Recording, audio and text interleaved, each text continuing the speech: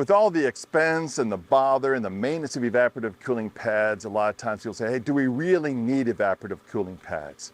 And I would say if your outside temperature never went much above the low 80s, you could get by just fine with airspeed. But the research has shown is that airspeed is most effective at cooling our birds as long as the air temperature is 85 degrees or lower.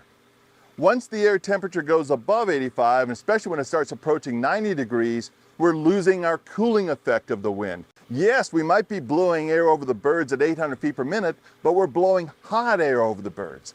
And hot air, 90 degrees, warmer, doesn't really produce much cooling.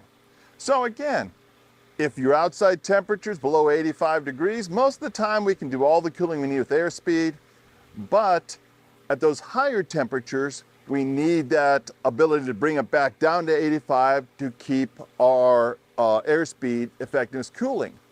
One other thing that sometimes we don't think about is what these pads offer is light control. 30 years ago, when we had a bunch of tunnel fog houses that were totally enclosed or had black curtains, the front of the house would be really bright and the birds would be moving around and scratching one another and all that type of thing. So one of the things that we do get out of our evaporative cooling pads is they act essentially as a light trap, being able to produce more uniform lighting over the length of the house. So again, multiple features, better ability to cool our birds and a better ability to control light when we're in tunnel ventilation mode.